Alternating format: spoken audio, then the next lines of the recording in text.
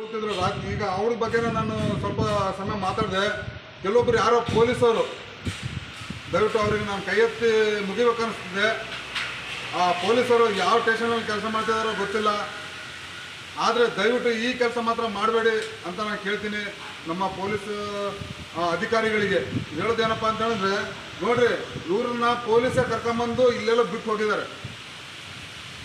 ಯಾಕಂದರೆ ಇಂಥ ಕೆಲಸ ದಯವಿಟ್ಟು ಮಾಡಬೇಡಿ ಅಂತ ಹೇಳ್ತೀನಿ. ಯಾಕಂದರೆ ನೀವೊಂದು ಪಬ್ಲಿಕ್ ಸರ್ವೆಂಟ್ ಆಗಿರೋದ್ರಿಂದ ನಾನು ನಿಮ್ಮಲ್ಲಿ ಕೇಳೋದು ಒಂದೇ ಮಾತು, ಯಾವುದೋ ಒಂದು ಆಶ್ರಮಕ್ಕೆ ಹೋಗಿ ಕರ್ಕೊಂಡೋಗಿ ಬಿಡಿ, ಇಲ್ಲಾಂದರೆ ಒಂದು ಗೌರ್ಮೆಂಟ್ ಹಾಸ್ಪಿಟ್ಲಿಗೆ ಬಿಡಿ.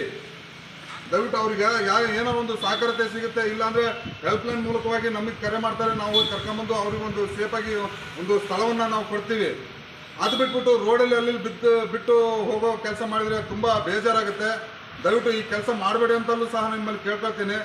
ನೀವು ಏನೇ ಬೇಕಂದ್ರೆ ಬೇಕಾದ್ರೆ ನೀವು ನಮ್ಮ ಫೇಸ್ಬುಕ್ಕಲ್ಲಿ ಮತ್ತು ಯೂಟ್ಯೂಬಲ್ಲಿ ಬೇಕಾದ್ರೆ ಸರ್ಚ್ ಮಾಡಿ, ಇಲ್ಲ ಜಸ್ಟಲಲ್ಲಿ ಸರ್ಚ್ ಮಾಡಿ, ಎಲ್ಲದರಲ್ಲೂ ನಮ್ಮದು ನಂಬರ್ ಇದೆ.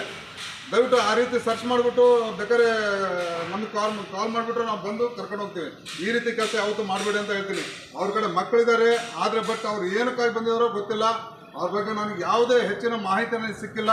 ಅವ್ರ ಬಗ್ಗೆ ಮತ್ತೆ ನಾನು ಅವ್ರ ಬಗ್ಗೆ ಒಂದು ಮಾಹಿತಿನ ನಾನು ಸರ್ಚ್ ಮಾಡಿಬಿಟ್ಟು ದಯವಿಟ್ಟು ನಿಮ್ಮ ಮುಂದೆ ಮತ್ತೊಂದು ವಿಡಿಯೋನ ನಾನು ಮಾಡಿ ನಿಮ್ಮನ್ನು ಬಿಡ್ತೀನಿ ಅಂತ ನಾನು ಕೇಳ್ತೀನಿ. ದಯವಿಟ್ಟು ಎಲ್ಲರೂ ಸಹಕರಿಸಿ. ಮತ್ತು ಈ ಅನಾಥರಿಗಾಗಿ ನೀವು ಏನಾದರೂ ಹೆಲ್ಪ್ ಮಾಡ್ಬೇಕಂದ್ರೆ ದಯವಿಟ್ಟು ಆಶ್ರಮಕ್ಕೆ ಬಂದು ನೀವು ಆಶ್ರಮದ ವ್ಯವಸ್ಥೆಯನ್ನು ನೋಡಿಬಿಟ್ಟು ನೀವು ಹೆಲ್ಪ್ ಮಾಡ್ಬೋದು. ಬಟ್ ನಾವು ಯಾರು ನಿಮ್ಮ ಬಳಿಯಲ್ಲಿ ಬಂದು ನಾವು ಕೊಡ್ರಿ ಅಂತ ನಾವು ಬೇಡೋಕ್ಕೂ ಹೋಗಲ್ಲ. ನಾವು ಹೇಳೋದಿಷ್ಟೇ, ನಿಮ್ಮಿಂದ ಆದರೆ ಬಂದು ಇಂಥ ಅನಾಥ ಮಕ್ಕಳಿಗೆ ಏನೋ ಸಹಕಾರತೆ ಮಾಡ್ಬೇಕಂದ್ರೆ ಬಂದು ಸಹಾಯ ಮಾಡಿ. ದಯವಿಟ್ಟು ನೀವು ಮಾಡ್ತೀನಿ ಅಂತ ನಾನು ನಂಬಿರ್ತೀನಿ.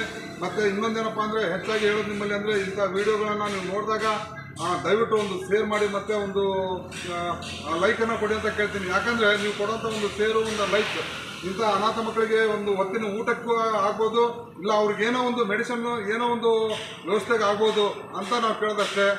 ಅದರಲ್ಲಿ ನಾವೇನು ಶ್ರೀಮಂತಿಕೆ ನಾವು ಮಾಡ್ಬೇಕಂತ ನಾವು ಕೇಳ್ತಿಲ್ಲ. ದಯವಿಟ್ಟು ನೀವು ಸಹಕರಿಸಿ, ನಮ್ಮನ್ನು ಬಲಪಡಿಸಿ ಅಂತ ನಾನು ಕೇಳ್ತೀನಿ. ಯಾಕಂದರೆ ಇಂಥ ಅನಾಥ ಮಕ್ಕಳಿಗೆ ನಾವು ಒಂದು ರಕ್ಷಣೆಯನ್ನು ಕೊಡ್ಬೇಕಾದ್ರೆ ನಿಮ್ಮ ಸಪೋರ್ಟ್ ನಮ್ಗೆ ಇರ್ಬೇಕಂತ ನಾನು ಕೇಳ್ತೀನಿ. ಎಲ್ಲರ ಸಪೋರ್ಟಿಂದಲೇ ನಾವು ಇವತ್ತು ನಡೆಸ್ತಾರೆ ಒಂದು ಹೋಮಾಪಂ ಜನಸೇನೆ ನಿರಾಶ್ರಿತರ ಆಶ್ರಮ.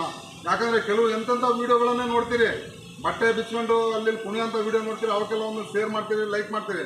ದಯವಿಟ್ಟು ಇಂಥದಕ್ಕೆ ಮಾಡಿ, ದೇವ್ರು ಒಳ್ಳೇದು ಮಾಡ್ತಾನೆ ನಿಮಗೆ. ಇಂಥ ಒಂದು ವೀಡಿಯೋ ನೋಡಿದಾಗ ಇಂಥ ಅನಾಥರಿಗೊಂದು ಒಂದು ಹೆಲ್ಪ್ ಮಾಡೋದನ್ನು ಮಾಡಿರಿ, ದಯವಿಟ್ಟು ನಿಮಗೆ ದೇವ್ರು ಒಳ್ಳೇದು ಮಾಡ್ತಾನೆ. ಎಂಥದ್ದು ಬಟ್ಟೆ ಬರೆ ಬಿಚ್ಕೊಂಡು ಕುಣಿಯೋಂಥವಕ್ಕೆ ಎಷ್ಟೋ ಲೈಕ್ ಮಾಡ್ತೀರಿ, ಅವ್ರಿಗೆ ಎಷ್ಟೋ ಶೇರ್ ಮಾಡ್ತೀರಿ, ಅವ್ರಿಗೆ ಎಷ್ಟೋ ಮೇಲೆ ತಗೊಂಬರ್ತೀರಿ. ಅಂದರೆ ಇಂಥ ಅನಾಥಾಶ್ರಮವನ್ನು ನಡೆಸೋಂಥವರಿಗೆ ಮತ್ತು ಇಂಥ ಅನಾಥರಿಗೆ ಸಾಕ್ತಾರಲ್ಲ, ಇಂಥವ್ರಿಗೆ ಸಪೋರ್ಟ್ ಮಾಡಿ ಅಂತ ನಾನು ಕೇಳ್ತೀನಿ. ಜೈ ಹಿಂದ್, ಜೈ ಕರ್ನಾಟಕ.